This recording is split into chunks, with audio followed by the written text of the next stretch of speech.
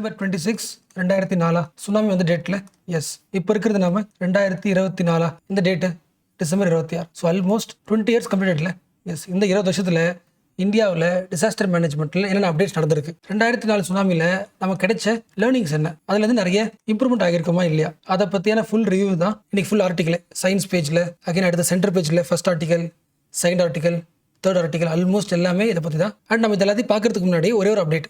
Disaster management class already பார்த்தவங்க உங்கள் நோட்ஸில் tsunami வந்திருக்கும்ல, அந்த டாபிக் கீழே இப்போ பேசுகிற எந்தெந்த பாயிண்ட்ஸ்லாம் புதுசாக இருக்கோ அதை அப்டேட் பண்ணிக்க. நெக்ஸ்ட் இயர் எக்ஸாமில் கண்டிப்பாக கேட்கலாம். ஸோ ஃபர்ஸ்ட் பாயிண்ட், சுனாமி எப்படி வரும், என்ன ரீசன் எல்லாருக்கும் தெரிஞ்சது. எடுத்துக்கோக்கா எஸ், கடலில் இது ரொம்ப டீப்பர் சர்ஃபேஸில் இந்த கிரஸ்ட்டில் பிளேட்ஸ் மூவ் ஆகுமா உங்களுக்கு தெரியுது தானே. எக்கு மாதிரி எக்கு வந்து உடச்சா எப்படி நிறைய பிளேட்ஸாக இருக்குமோ, ஸோ கிரஸ்ட்ன்றது நிறைய பிளேட்ஸ் இருக்குமா, இந்த பிளேட்ஸ் என்னாகும் மூவ் ஆகிட்டே இருக்கும். ஸோ இது கடல் வச்சுக்கலாம். கடலுக்கு கீழே இருக்கிற 2 பிளேட், இது ஒரு பிளேட்டு இது ஒரு பிளேட் வச்சுக்கலாம். இந்த 2 பிளேட்டும் மோதுன்னு வச்சுக்கலாம். ஒன்று 2 மோதுச்சுன்னா ஏதாவது ஒன்றுனாகும் உள்ளே போகுமா, சப்டேட் ஆகுமா. ஸோ கொஞ்சம் கொஞ்சமாக உள்ளே போக போக போக போக இது என்ன மேலே இருக்கிறது என்ன பண்ணும், கொஞ்சம் ப்ரெஷர் கொடுக்கும். பட் ஒரு லெவலுக்கு மேலே என்ன பண்ண முடியாது, அதில் தாங்க முடியாது. ரொம்ப சப்டேட் ஆகும்போது உடஞ்சிரும்ல. இந்த உடைக்கும் போது என்னாகும், மேலே இருக்கிற தண்ணி உள்ளே போயிட்டு ஜம்ப் ஆகும்ல, அதானே சுனாமி. அதுக்கு புரிச்சா இப்போ 2 பிளேட் வந்து மோதுது, உள்ளே ஒன்று சப்டேட் ஆகுது, அதில் ஒரு கிராக் உருவாகுது. கிராக் உருவாகும் ஆகும், அந்த ராக்ஸ்லாம் உடையும். இந்த உடஞ்சி வெளியே வரும்போது மேலே இருக்கிற தண்ணி ஆகும், வைப்ரேட் ஆகுமோ அந்த எனர்ஜி தான் என்ன ஆகுது, அப்படியே பாஸ் ஆகி வெளியே வந்து பீச்சில் பெரிய வேவா இருக்குதா, ஒரு பெரிய வேவா வருதா, அதானே சுனாமி.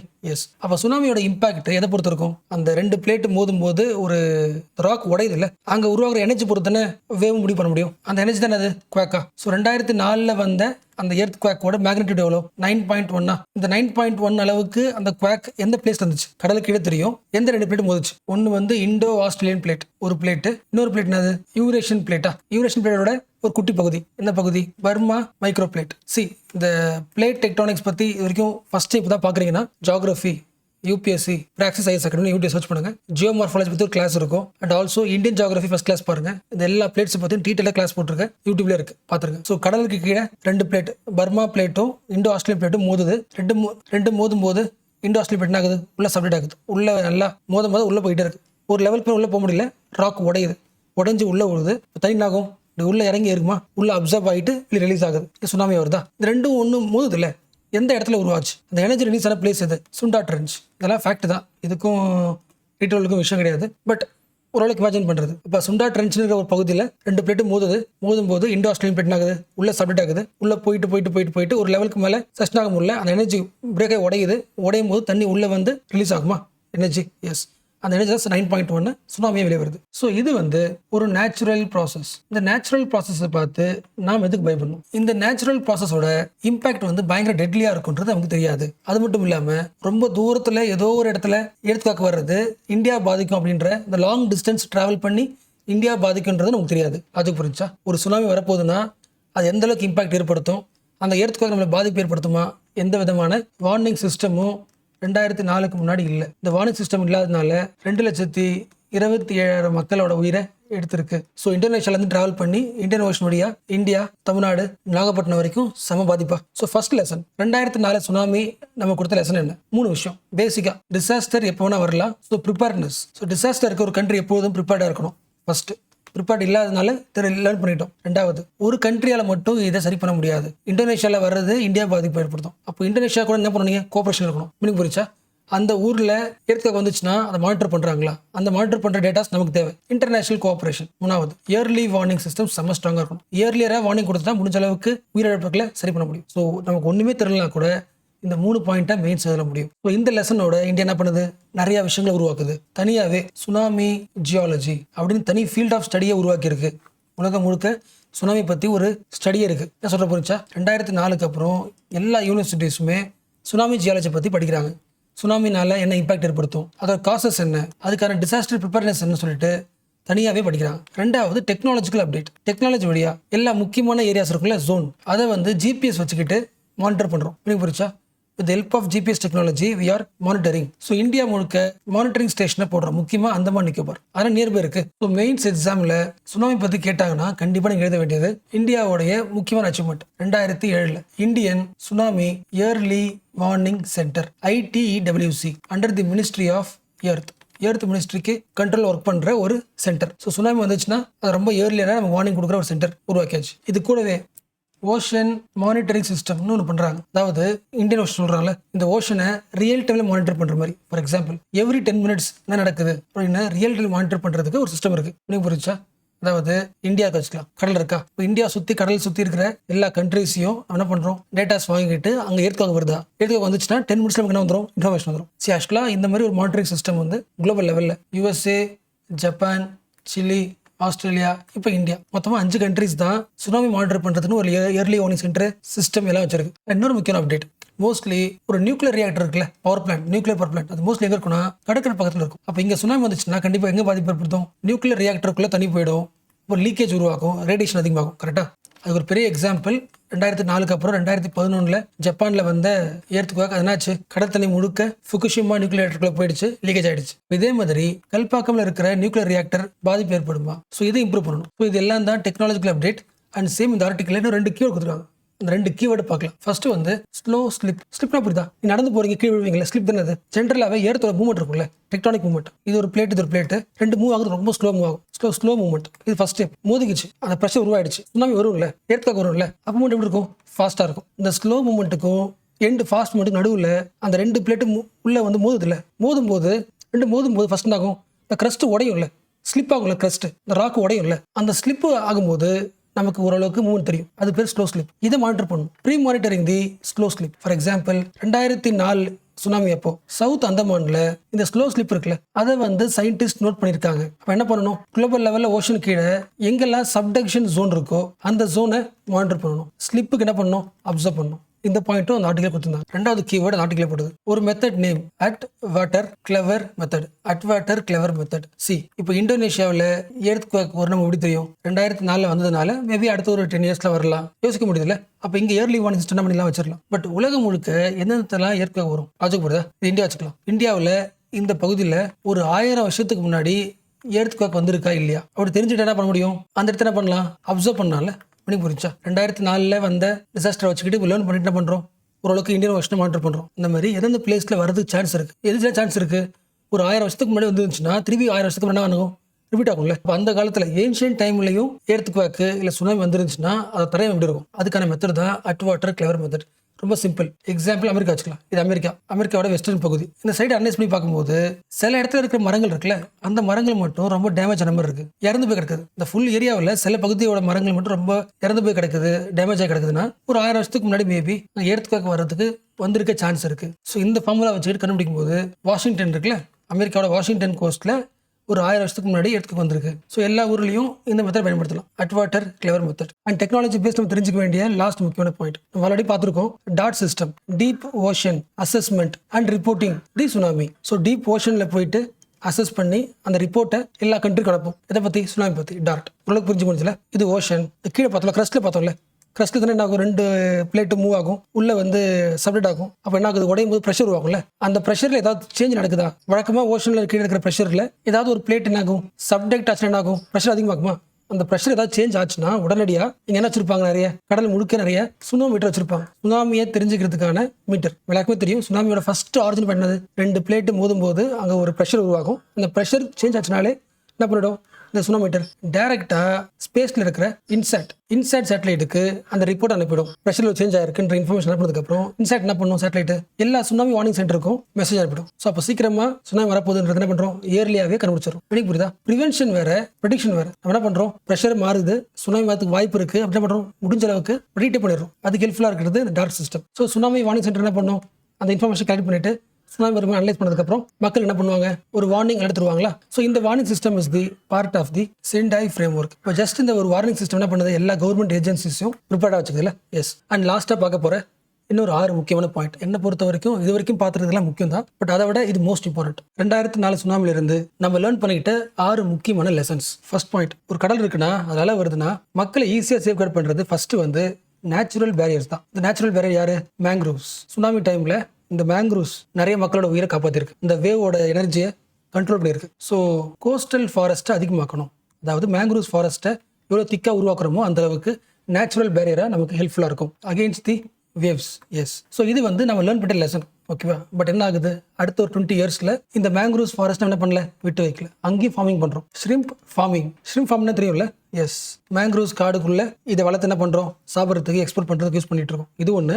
த சேம் டைம் இந்த மேங்க்ரூவ்ஸோட இந்த பாடி இருக்குல்ல, அதை வந்து வுட்டுக்காக பயன்படுத்துகிறோம், ஃபியூலுக்கு பயன்படுத்துகிறோம். அண்ட் இது எல்லாத்த விட இந்த மேங்க்ரூவ்ஸ் ஏரியாவில், இந்த கோஸ்டல் ஃபாரஸ்ட்டில் உங்களுக்கு தெரியும்ல, அந்த போட்டில் போவோம்ல, டூரிசம் அதிகமாகிடுச்சு. அப்போது கோஸ்டல் ஃபாரஸ்ட்ன்றது நம்மளோட டிசாஸ்டர் மேனேஜ்மெண்ட்டுக்கு பயன்படுத்தாமல் அதை எக்கனாமிக் ப்ராசஸாக மாற்றியாச்சு. இந்த கோஸ்டல் ஃபாரஸ்ட்டில் இருக்கிற அந்த உயிரினம் இருக்குல்ல, அதை வளர்த்து சாப்பிட பயன்படுத்துகிறோம், எக்ஸ்போர்ட்டுக்கு பயன்படுத்துகிறோம். இந்த மரத்தை கட் பண்ணி நமக்கு ஃபியூலுக்கு யூஸ் பண்ணுறோம். அப்புறம் டூரிசம் என்கரேஜ் பண்ணி காசு சம்பாதிக்கிறோம். இந்த விஷயத்தை அட்லீஸ்ட் இதுக்கப்புறம் வச்சு மாற்றணும். First point. Second lesson, tsunami எங்கெல்லாம் அடிச்சதோ அந்த பகுதி வீடு இருக்குல்ல, அந்த எல்லா மக்கள் என்ன பண்ணிட்டாங்க, அந்த இடத்த விட்டு வெளியே வந்துட்டாங்க, டிஸ்பிளேஸ் ஆயிட்டாங்க. டிஸ்பிளேஸ் ஆனது யாருக்கு ஜாலி, இப்போ அந்த இடத்த பிரைவேட் பீச்சாக மாற்றிட்டாங்க. ஸோ மக்களுக்கான பீச்சாக இருந்தது, பீப்புள்ஸ் பீச்சாக இருந்தது, இப்போ நிறைய இடங்கள்ல பிரைவேட் பீச்சாக மாறிடுச்சு. என்ன சொல்ற புரிஞ்சா, அதாவது நிறைய பீச் ஏரியாஸ்ல இருக்கிற லோக்கல் கம்யூனிட்டிஸை அப்புறப்படுத்திட்டு அந்த இடத்துல லக்ஸுரி ஹோட்டல்ஸ் எல்லாம் வந்துருச்சு. Which means beach becomes the privatised. அப்போ ஒரு டிசாஸ்டர்ல கூட பயன்படுறது யாரு, பிரைவேடைசேஷன். எந்த அளவுக்கு லோக்கல் கம்யூனிட்டிஸ் நாங்கள் ஸ்ட்ரென்தன் பண்றோமோ அந்த அளவுக்கு ஈகோ சிஸ்டம் ஓரளவுக்கு பாதுகாக்கப்படும். பிரைவேடைசேஷன் என்ன கொஞ்சம் நேச்சுரல் ரிசோர்ஸை எக்ஸ்ப்ளாய்ட் பண்ணுது. எதையும் மாற்றணும். என்ன சொல்ற புரிஞ்சா, மக்கள் வாழ்ந்தாங்கன்னா அங்க வந்து அவங்களோட லைஃப் மட்டும் தான் டெவலப் ஆகும். ஓகே, பட் இங்கே நடக்குது, எக்ஸ்ப்ளாய்டேட்டிவ் இண்டஸ்ட்ரீஸ் உருவாகுது. அதாவது அந்த இடத்துக்கு பயன்படாமல் அந்த இடத்த கெடுக்கிற மாதிரி இண்டஸ்ட்ரீஸ், ஹோட்டல்ஸ், அது ஆகுது. அதுவும் மக்களுக்கு ஒரு விதத்தில் யூஸ் தான். பட் அது நேச்சுரல் எக்ஸ்ப்ளாய்டேஷன் நடக்கிறதுனால இன்னும் கொஞ்சம் டிசாஸ்டர் அதிகமாகிறது சான்ஸ் உண்டு. ஸோ இது ஒரு லெசன். இந்தியாவில், தமிழ்நாட்டில் எங்கெல்லாம் சுனாமி வந்துச்சோ அந்த ஏரியாவோட லேண்ட் இருக்குல்ல, அந்த லேண்டு ஃபுல்லாக காஸ்ட்லி ஆயிடுச்சு. ஸோ லேண்டு ப்ரைஸ் செம்ம காஸ்ட்லி ஆயிடுச்சு. காமன் ஃபுல்லாக தங்க முடியாது. இந்த மக்கள் போட்ட லோக்கல் மார்க்கெட் இருக்குல்ல, அந்த லோக்கல் மார்க்கெட் இப்போ காலி ஆயிடுச்சு. அந்த இடத்துல ஃபாரின் ப்ராடக்ட்ஸ் தான் உள்ள வந்து விற்கப்படுது. ஸோ பீச் பக்கத்தில் இருக்கிற லோக்கல் ப்ரொடக்ஷன் ஆயிடுச்சு, கம்மி ஆயிடுச்சு.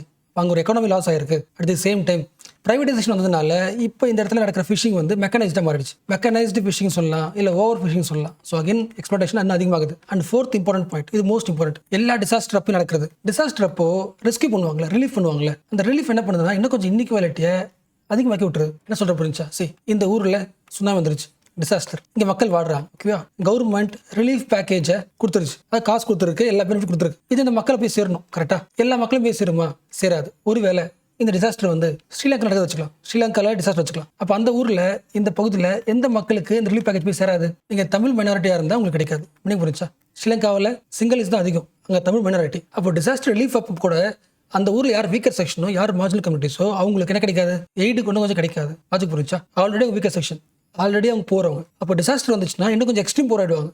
அந்த எக்ஸ்ட்ரீம் போராக இருக்கும்போது கவர்மெண்ட் தர ரிலீஃப் பேக்கேஜ் அவங்க போய் சேராமல் இருந்துச்சுன்னா லைஃப் வாழ முடியாது. ஒரு டிசாஸ்டர் வந்துச்சுன்னா கவர்மெண்ட் தர ரிலீஃப் இருக்குல்ல, அந்த ரிலீஃப் பேக்கேஜ் வந்து இன்னும் கொஞ்சம் சோஷியல் இன்இக்வாலிட்டியை, இன்ஜஸ்டிஸை அதிகமாக்கிடுது. நீங்கள் புரிஞ்சா, ஃபார் எக்ஸாம்பிள் இதே டிசாஸ்டர் வந்து தாய்லாண்டில் வந்துச்சுன்னா, தாய்லாண்டில் எந்த கம்யூனிட்டிஸ் ரொம்ப வீக்கர் செக்ஷனோ அவங்களால என்ன பண்ண, இந்த பேக்கேஜ் ரிலீஃப் வந்து கேட்டு வாங்க முடியாது. அப்போ அவங்க என்ன ஆவாங்க, இன்னும் எக்ஸ்ட்ரீம் போகிறாங்க. Same like in India, Dalit, tribes, immigrants, ethnic minorities, widows, single women, இவங்க எல்லாருக்குமே ரிலீஃப் கிடைக்கிறது வந்து ரொம்ப ரொம்ப கஷ்டம். ஆல்ரெடி இவங்க எல்லாம் வீக்கர் செக்ஷனு, டிசாஸ்டர் இவங்க என்ன கொஞ்சம் வீக்கராக மாற்றுது. இந்த ரிலீஃப் கரெக்டாக போய் சேராதனால எக்ஸ்ட்ரீம் போகிற மாற்றுது. ஸோ சிம்பிளாக ஒரே சொல்லணும்னா, disaster relief amplifies the social inequality. And இதே பாயிண்ட்டை இன்னும் கொஞ்சம் அடுத்த லெவல், ஆஃப்டர் சுனாமி பாதிக்கப்பட்ட இன்னொரு பாப்புலேஷன் யாரு, உமன். உங்களுக்கு தெரியும்ல, இந்த மார்க்கெட்டுக்கு போனால் மீன் வைக்கிற நிறைய பேர் பெண்களாக இருப்பாங்க. இப்போ ஜென்ரலாகவே எல்லா பிளேஸ்லுமே கோஸ்டல் ஏரியாவில் பெண்கள் வந்து இண்டிபெண்ட்டாக மீன் விற்பாங்க. பட் ரிலீஃப் பேக்கேஜில் யாருக்கெல்லாம் கொடுத்தான்னு ஒரு லிஸ்ட் இருக்கும்ல, அந்த லிஸ்ட்டில் வந்து மோஸ்ட் ஆஃப் தி பெண்கள் பேரே இடம்பெறல. என்ன சொல்ல புரிஞ்சா, அஃபிஷியல் ரெக்கார்டில் உமன் நேம்ஸ் ஆர் இன்விசிபிள். அவங்களுக்கு ப்ராப்பர்ட்டி கொடுத்த மாதிரியோ, வீடு கொடுத்த மாதிரியோ, இல்லை அவங்களோட கடையை போட்டு கொடுத்த மாதிரி எந்த அஃபிஷியல் ரெக்கார்டும் இல்லை.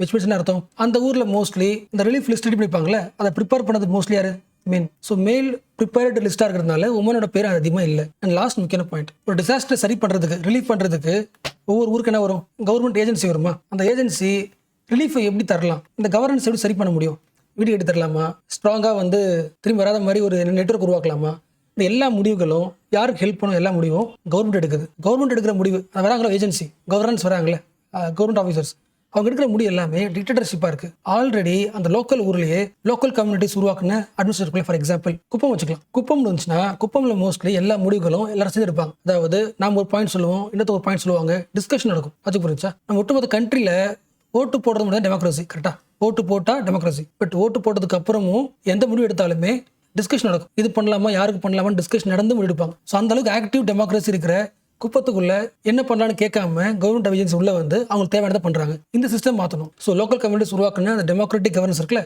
அதையும் யூஸ் பண்ணிக்கணும். ஸோ இப்போ பார்த்தா எல்லாத்தையுமே சம்மரைஸ் பண்ணிட்டேன். இது எல்லாத்தையும் படிக்கிறது ஈஸியாக இருக்கும், பட் எக்ஸாமில் எழுதும்போது 6 பாயிண்ட் ரொம்ப ஷார்ட் ஆகிருக்கு. ஸோ இது ஒரு article. Okay, 6 key lessons from the 2004 tsunami. First, protecting the மேங்க்ரூவ்ஸா பார்த்தாச்சு. அடுத்து, have to keep the beaches பப்ளிக்கா.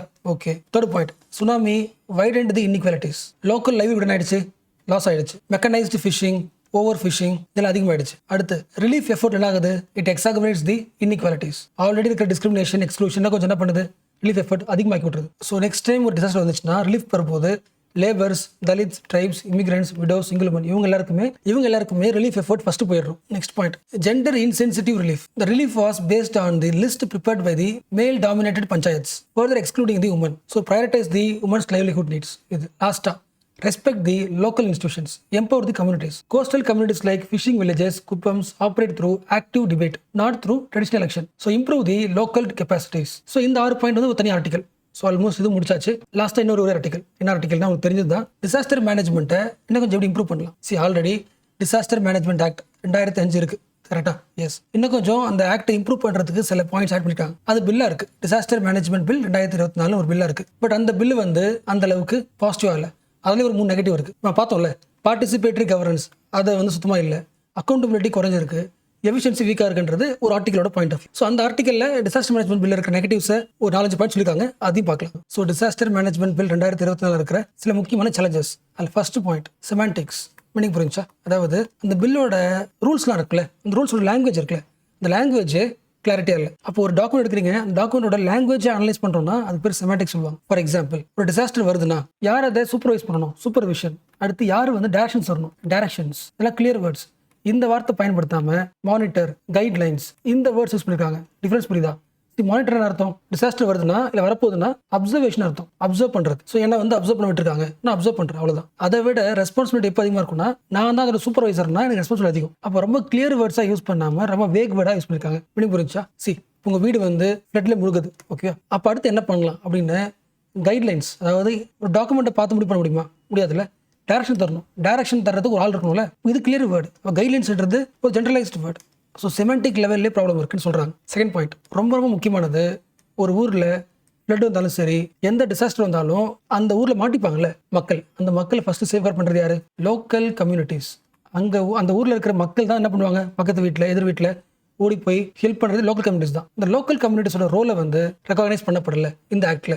சொல்ல புரிஞ்சா? எந்த டிசாஸ்டர் வந்தாலும் who is the first responder அப்படின்னா லோக்கல் பீப்புள் தான். இந்த ஃபர்ஸ்ட் ரெஸ்பாண்டருக்கான ரோலை அவங்கள ரெகக்னைஸ் பண்ணல. பட் குளோபல் லெவலில் பார்த்தீங்கன்னா ஒரு 3 முக்கியமான விஷயம் இருக்குது. ஒரு 3 முக்கியமான global framework, Yokohama strategy, Hyogo framework for action, Sendai framework, எல்லாம் டிசாஸ்டர் மேனேஜ்மெண்ட் சம்மந்தப்பட்ட ஸ்ட்ராட்டஜி. இந்த எல்லா ஸ்ட்ராட்டஜியுமே, இந்த எல்லா ஃப்ரேம் ஒர்க்லையும் local communities are treated as the first responders during the disaster. But in the bill வந்து local communities empower பண்ணல. This bill fails to empower the local wisdom and capacities of communities. That is more essential for effective disaster management. Disaster managementல local wisdom பயன்படுத்தல. என்ன சொல்ற புரிஞ்சா? ஒரு district லெவலில் ஒரு authority உள்ள வருவாங்க, அவங்க மேனேஜ் பண்ணுவாங்க. பட் அந்த லோக்கல் லெவல்லையே பஞ்சாயத்து இருக்கும், வார்டு இருக்கும், லோக்கல் என்ஜிஓஸ் இருக்கும், அவங்களையும் பயன்படுத்தணும். அதுக்கு ஒரு பெரிய ப்ரூஃபே இந்த 3 தான். 2009 வந்த சைக்ளோன் ஐலா இருக்குல்ல, ஒரு கெட்டநாத்தோட லேக் ஃப்ளட், ரீசெண்டாக வந்து கேரளா ஃப்ளட், எல்லா ஃப்ளட்லையுமே மக்களை ரெஸ்கியூ பண்ண ஃபர்ஸ்ட் ரெஸ்பாண்டர்ஸ் யாருன்னா வில்லேஜர்ஸ் தான். It was the villagers and fisher folks who started rescuing the people before government forces like National Disaster Response Force NDRFலாம் வர்றதுக்கு முன்னாடி லோக்கல் பீப்புள் மட்டும்தான் ரெஸ்கியூ பண்ணாங்க. அப்போ அவங்களுக்கு அந்த ஆக்டில் எம்பவர் பண்ணுற வழியாக இன்னும் கொஞ்சம் டிசாஸ்டரை சரி பண்ண முடியும், எஃபிஷியண்டாக மாற்ற முடியும். நெக்ஸ்ட் இம்பார்ட்டன்ட் பாயிண்ட், ஒரு டிசாஸ்டர் வந்துச்சுன்னா யாரெல்லாம் vulnerable? For example woman, LGBTQ, disabled person, low caste, இவங்கெல்லாம் வல்னர் பீப்புள் எல்லா ஊர்லையும் இருப்பாங்க. அப்போ சாமானிய ஒரு மக்களையும் டிசேபிள்டு பர்சனையும் ஒரே மாதிரி அஃபெக்ட் பண்ணாது. டிசாஸ்டர் வந்துச்சுன்னா அந்த டிசாஸ்டர்லையும் டிஸ்கிரிமினேஷன் கொஞ்சம் அதிகமாக இருக்கும். அப்போ ஒரு பில்லை ரெடி பண்ணும்போது யாரெல்லாம் மோஸ்ட் வல்னரபிளோ இவங்களோட ப்ரொடெக்ஷன், இவங்களோட சேஃப்கார்டு, இவங்களோட ப்ரையாரிட்டிஸ் பற்றி எழுதிருக்கலாம். பட் வல்னரபிள் பற்றி ஸ்பெசிஃபிக்காக பாயிண்ட் எதுவுமே எழுதலை. விச் மீன்ஸ் கவர்மெண்ட்டுக்கு இன்னும் இன்டர்செக்ஷனல் டிஸ்கிரிமினேஷன் பற்றி தெரியல. அதாவது ஒரு ஊரில் வந்து இந்த ஊருக்கு இந்த ஊரில் ஃப்ளட் வருது, அப்போ எல்லா மக்களுக்கும் பாதிப்பு ஏற்பட்டிருக்கும் அப்படி தான் யோசிக்கலாம். தவிர ஒவ்வொரு மக்களோட பிரச்சனை டிஃப்ரெண்ட்டாக இருக்கும், அதுக்கேற்ற மாதிரி ரூல்ஸ் போகணுன்றது தெரியல. ஃபார் எக்ஸாம்பிள், நீங்கள் சாமானியாக இருக்கனா உங்கள் வீடு போகலாம், அதுவே நீ உமனாக இருக்கனா இன்னும் எக்ஸ்ட்ரீம் ப்ராப்ளம் இருக்கும், அதில் நீ இன்னும் லோவர் கேஸ்ட் தான் இன்னும் எக்ஸ்ட்ரீம் ப்ராப்ளம் இருக்கும். இன்டர்செக்ஷனல் நிறைய விஷயம் உள்ளே சேரும்போது டிஸ்கிரிமினேஷன் அதிகமாக இருக்கும். அப்போ ஒவ்வொரு ஸ்ட்ராட்டாக என்ன பண்ணணும், ரூல்ஸ் போட வேண்டியது அவசியம். நெக்ஸ்ட் பாயிண்ட் வந்து கவர்னன்ஸ் பற்றி. 2024 பில்லு வந்து கவர்னன்ஸில் ஒரு விஷயத்தை மிஸ் பண்ணிடுச்சு. என்ன பாயிண்ட்னா, பர்ஃபார்மன்ஸ் இவாலுவேஷன் கிடையாது. இந்த ஊரில் டிசாஸ்டர் இருக்கு, யார் வருவா ஃபர்ஸ்ட்?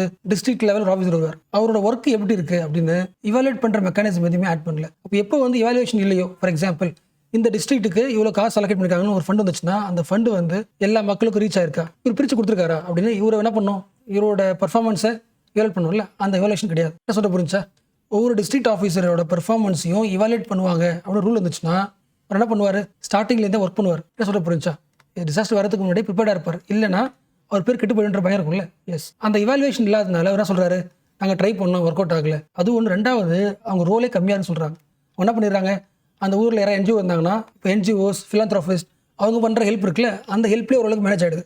அப்போ அதை என்ன பண்ணிடுறாங்க, அதை யூஸ் பண்ணிக்கிறாங்க. அப்போ அவங்களோட இண்டிவிஜுவல் டிஸ்ட்ரிக்ட் பெர்ஃபார்மன்ஸ் பற்றி எதுவுமே இல்லை. இன்னொரு முக்கியமான பாயிண்ட், டிசாஸ்டர் வந்துச்சுன்னா கண்டிப்பாக அங்கே maybe law and order problem வரலாம். பட் இந்த பில்லை வந்து லா அண்ட் ஆர்டர் பற்றி எதுவும் பேசல. அண்ட் ஆல்ரெடி இருந்த டிசாஸ்டர் மேனேஜ்மெண்ட் ஆக்டில் இருந்த 2 செக்ஷனை தூக்கிட்டாங்க. Section 12, section 13.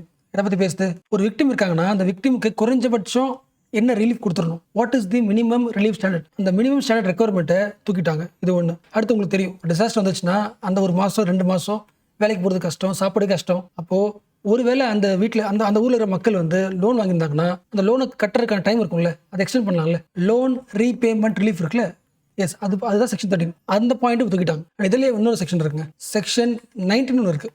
அது வந்து விடோ, ஆர்ஃபன்ஸ், ஹோம்லெஸ்னஸ், பெற்றோர்கள் இல்லாத குழந்தைகள், விடோ, வீடு இல்லாத இண்டிவிஜுவல்ஸ், இவங்க எல்லாரும் கண்டிப்பாக அதிகம் பாதிப்படுவாங்க. இவங்களுக்கு மினிமமாக என்ன ஹெல்ப் பண்ணலாம் அப்படின்றது ஸ்டேட் கவர்மெண்டோட ரோல். இதை பற்றி பாயிண்ட்ஸ் இல்லை இப்போ நியூ ஆக்டில், நியூ பில்ல. அடுத்து டிசாஸ்டர் பற்றி ஒரு பிளான் போடும்போது நேஷனல் லெவலில், ஸ்டேட் லெவலில், டிஸ்ட்ரிக்ட்ல நிறைய பிளான் இருக்கும். எல்லா பிளானையும் இன்டகிரேட் பண்ணுற மாதிரி ஒரு சிஸ்டம் இருக்கும். அது பழைய ஆக்டில் செக்ஷன் 35 2B, இது ஆக்சுவலாக தனி டாபிக். அது செக்ஷன் 35 2B, செக்ஷன் 35 2D, இந்த செக்ஷன் தூக்கிட்டாங்க. ஸோ டிசாஸ்டர் மேனேஜ்மெண்ட் பிளானில் ப்ரிப்பேர்னஸ் அண்ட் இன்டகிரேஷன் எப்படி இருக்கணும் அதை பற்றி தூக்கிட்டாங்க. அண்ட் இன்னொரு முக்கியமான பாயிண்ட், இப்போ டிசாஸ்டர் வந்துச்சுன்னா அந்த ஊரில் மக்கள் மட்டும் பாதிப்பட மாட்டாங்க, அனிமல்ஸும் பாதிப்பு ஏற்படும். அந்த அனிமல்ஸ்க்கான ப்ரொடக்ஷன் பற்றி ரூல்ஸ் இல்லை. அண்ட் செக்ஷன் 41A ஒன்று புதுசாக உருவாக்கியிருக்காங்க. அதில் அர்பன் டிசாஸ்டர் மேனேஜ்மெண்ட் அத்தாரிட்டின்னு ஒரு அத்தாரிட்டி உருவாக்கியிருக்காங்க. இன்னும் புரிஞ்சா, முனிசிபாலிட்டி இருக்கும்ல, எஸ், இப்போ டிசாஸ்டர் மேனேஜ்மெண்ட்டில் முனிசிபாலிட்டியோட அத்தாரிட்டியும் ஆட் பண்ணிக்கணும். அதுக்கு ஒரு authority, urban disaster management authority. District லெவலில் இருக்காங்க, அந்த முனிசிபாலிட்டிக்கு ஒரு அத்தாரிட்டி போடுறாங்க. ஆக்சுவலாக முனிசிபாலிட்டி என்ன, டேக்ஸ் கலெக்ட் பண்ணுறது. டேக்ஸ் கலெக்ட் பண்ணுற ஒரு அத்தாரிட்டிக்கு டிசாஸ்டர் மேனேஜ்மெண்ட் என்ன ரோலாக இருக்கும், எதுக்கு இந்த அத்தாரிட்டி ஆட் பண்ணாங்கன்னு தெரியலன்னு நாட்டுக்கு சொல்கிறாங்க. ஸோ ஆல்மோஸ்ட் முடிச்சாச்சு, இப்போ கம்பேர் பண்ணலாம். ஸோ டிசாஸ்டர் மேனேஜ்மெண்ட் பில்லில் இருக்கிற ப்ராப்ளம்ஸ், ஃபர்ஸ்ட் லாங்குவேஜ் ப்ராப்ளம் பார்த்தோமா, ஒன்று முடிச்சாச்சு. அடுத்தது இக்னோரிங் தி குளோபல் விஸ்டமா, இந்த எல்லாத்தையும் சொன்ன லோக்கல் கம்யூனிட்டிஸை வந்து என்கரேஜ் பண்ணலையா, ஓகே. அடுத்து இன்டர்செக்ஷனல் டிஸ்கிரிமினேஷனா, முக்கியமான மார்ஜினல் பீப்புளை இக்னோர் பண்ணிடுச்சா, ஓகே. அடுத்து there is no performance evaluation, how district authorities will be evaluated, அந்த பாயிண்ட் இல்லையா. Exclusion of law and order பார்த்தோமா. அடுத்து section 12 13 minimum relief standard for victims, loan repayment relief, these have been removed. அடுத்து section 19 also omitted, widows, orphans, homelessness, இவங்களுக்கு financial aid, minimum relief guidelines, இந்த point தூக்கிட்டாங்க. அடுத்து section 35 2B 2D preparedness and integration in disaster management plans, this has been removed. அடுத்து the bill doesn't even mention the thousands of animals that perish in disaster, animals பற்றி பாதுகாப்பு இல்லை. அதுக்கப்புறம் urban disaster management authority உருவாக்கிருக்காங்களா. The bill proposes a new authority under section 41A, municipal corporation already generating the highest revenue cities. ஆக்சுவலாக பார்த்தோன்னா ஒரு ஊரில் வந்து அர்பன் ஃப்ளட் அதிகமாகுதுன்னு அர்த்தம், அந்த ஊரில் முனிசிபாலிட்டி ஒர்க் ஆகலன்னு அர்த்தம். அப்போ யார் ஒழுங்காக ஒர்க் பண்ணலையோ அவங்களே அத்தாரிட்டியாக போடுறது எப்படி கரெக்டானு சொல்கிறாங்க. Last important point, we missed the regional collaboration. இன்னும் புரிஞ்சா, சார்க்கு, பிம்ஸ்டெக், பிரிம்ஸ், நிறைய ஆர்கனைசேஷன் இருக்குல்ல, எல்லா ஆர்கனைசேஷன் கூடயும் மிங்கில் ஆகிட்டு ஒரு கிராஸ் பார்டர் டிசாஸ்டர் மேனேஜ்மெண்ட்டுக்கு ஒர்க் பண்ணணும், அதை பற்றியும் பேசணும் சொல்கிறான். So ignoring the regional collaboration is a serious lapse. என்ன தேவை, டிசாஸ்டர் மேனேஜ்மெண்ட்டில் we need a stronger international partnership. ஸோ பில்லை பற்றின நெகட்டிவ்ஸ்ங்க, சரி பில்லில் சில முக்கியமான பாயிண்ட்ஸ் இருக்குது, தனியாக பார்க்கலாம். இன்றைக்கி வந்து ஆர்டிக்கலில் டிசாஸ்டர் மேனேஜ்மெண்ட்டில் இருக்கிற இப்போ ஒரு 2024 பில்லில் இருக்கிற சேலஞ்சாக கொடுத்துருக்காங்க, ஆல்மோஸ்ட் பார்த்தாச்சு. ஃபியூச்சரில் அகைன் இந்த ஆக்டை பற்றி எப்படி பேசுவாங்க பார்க்கலாம். ஸோ லாஸ்ட்டாக வே ஃபார்வர்ட் எப்படி எழுதலாம். இன்றைக்கி வந்து ஆர்டிக்கல் இருந்து ஒரு 4-5 பாயிண்ட் வந்து லிஸ்ட் பண்ணியிருக்கேன். ரொம்ப சிம்பிளாக சொல்லணும்னா, the new approach to the disaster recovery, டிசாஸ்டர்லேருந்து எப்படி ரிகவர் ஆகுறது, நியூ அப்ரோச். நம்ம லேர்ன் பண்ண லெசன்ஸ் இன்னும் எதை ஸ்ட்ராங்காக பண்ணலாம். டிசாஸ்டர் ரெசிஸ்டன்ட் ஹோம்ஸை ஸ்ட்ராங் பண்ணணும். வீடு கட்டி தரதை விட டிசாஸ்டர் ரெசிஸ்டன்ட் வீடுகளாக கட்டி தரணும் ஒன்று. அடுத்து ஃப்ளட் வந்துருச்சுன்னா, எக்ஸாம்பிள் சொல்கிறேன், ஃப்ளட் வந்துருச்சுன்னா அந்த இடத்துல இருக்கிற மக்கள் என்ன பண்ணணும், டிஸ்பிளேஸ் ஆகணுமா. அந்த மக்கள் தங்குறதுக்கான என்ன வேணும், பிளேஸ் வேணும்ல. அப்போ நிறைய பப்ளிக் பிளேஸ் உருவாக்கணும். ஒரு ஏரியா முழுக்க என்ன ஆகிடுது, ப்ரைவேட்டாக மாறிடுச்சுன்னா மற்ற அந்த இடத்துக்கு போக முடியாது. இப்போ we have to create the safe public places. ஆச்சு புரிஞ்சா, ஸ்கூலில் பப்ளிக் பிளேஸாக உருவாக்கணும். ஸ்கூலில் வந்து பப்ளிக் ஸ்பேஸ் அனௌன்ஸ் பண்ணணும், community centre public space announce பண்ணணும். இப்போ என்ன பண்ணலாம், அந்த இடத்துக்கு மக்களை கொண்டு வந்துடலாம். Most important point, insurance for all. இதுதான் உலகம் முழுக்க எல்லா கண்ட்ரிஸும் அக்செப்ட் பண்ணிச்சு. எப்போ டிசாஸ்டர் வரலாம், டிசாஸ்டர் வந்துச்சுன்னா ஒட்டுமொத்த லைஃபும் காலி ஆகிடும். அப்போ இன்சூரன்ஸ் வந்து மோஸ்ட் அவசியம். Financial safety nets must be for vulnerable communities. இந்த 3 point. Next, we have to fortify the coastal defences. புரிச்சா, ஒரு புயல் வந்துச்சுன்னா இல்லை ஸ்டார்ம் வந்துச்சுன்னா அந்த வீடை வந்து அந்த ஏரியாவை டிஸ்டர்ப் பண்ணாத மாதிரி ஃபோர்ட்டிஃபை பண்ணணும். அதுக்கான பிளான்டேஷன் பார்த்தோம்ல மேங்க்ரூவ்ஸ் அந்த மாதிரி. And also we have to need the escape routes. உடனடியாக வெளியே வரதுக்கான எஸ்கேப் ரூட்ஸையும் உருவாக்கி தரணும். அப்போ அதுக்கு என்ன தேவை? We have to empower the coastal communities. And லாஸ்ட்டாக டிசாஸ்டர் வந்துருச்சு, ரிகவரி ஆகிறதுக்கு மென்டல் ஹெல்த் தேவையில்லை. Support beyond the physical recovery. காசு தராங்கலாம் okay, but also we need the counselling and emotional care. Focused help for vulnerable groups, children, women, different abled. And இந்தியாவுக்கு disaster management பிளானை improve பண்ணுறதுக்கு நம்மளோட inspirations யார்? Japan, Chile. Japan is the global leader in the disaster management plan. So disaster management அவங்க எப்படி பண்ணுறாங்கன்றதை நம்ம பண்ணுவோம், இன்ஸ்பிரேஷனாக எடுத்துக்கிட்டு நம்ம எடுத்துக்கணும். ஸோ ஜப்பானில் 2 விஷயத்தை கல்யாணம் பண்ணிக்கணும். ஒன்று வந்து ப்ரிப்பேர்னஸ் கல்ச்சர். கண்டிப்பாக என்ன வரும்? டிசாஸ்டர் வரும். அப்போ எப்படி ப்ரிப்பேர்ட் ஆகணும்? ரெகுலராக நடக்கும், ட்ரில்லிங் நடக்கும், ப்ராக்டிஸ் நடக்கும். இது ஒன்று. 2வது ரிஸ்க் ரிடக்ஷன் இன்வெஸ்ட்மெண்ட். கண்டிப்பாக டிசாஸ்டர் வரும், வந்துச்சுன்னா ரிஸ்க்கை குறைக்கிற மாதிரி இன்வெஸ்ட்மெண்ட் பண்ணணும். ஃபார் எக்ஸாம்பிள் இயர்லி வார்னிங்க்கு முடிஞ்ச அளவுக்கு காசு செலவு பண்ணணும். ஏன்னா என்ன ஆகும்? மக்கள் அப்புறப்படுத்தலாம் சீக்கிரமா. Yearly warning. 2வது பில்டிங் உருவாக்கும் போது ஸ்ட்ராங் பில்டிங் கோடோட உருவாக்கணும். எல்லா டிசாஸ்டர் தாங்கக்கூடிய அளவுக்கு ரெசிலியன்ட் பில்டிங் உருவாக்கணும். அந்த கோடும் அவங்களுக்கு ஸ்ட்ராங்காக இருக்குது. அண்ட் இது எல்லாமே இதுலேயே இருக்குது, சில்லிலும் இருக்குது. ஒரு டிசாஸ்டர் வந்துச்சுன்னா மேக்ரோ லெவலில் என்ன பண்ணணும்? மைக்ரோ லெவல் மேனேஜ்மெண்ட் எல்லாமே இருக்கணும். And also insurance coverage, strong building codes, இது எல்லாமே எங்கே இருக்குது? சில்லிலும் இருக்குது. அண்ட் இந்த இன்ஸ்பிரேஷன் என்ன பண்ணிக்கணும்? ஃபியூச்சரில் இந்தியாவோட ஆக்டில் என்ன பண்ணணும்? அப்டேட் பண்ணிக்கணும்.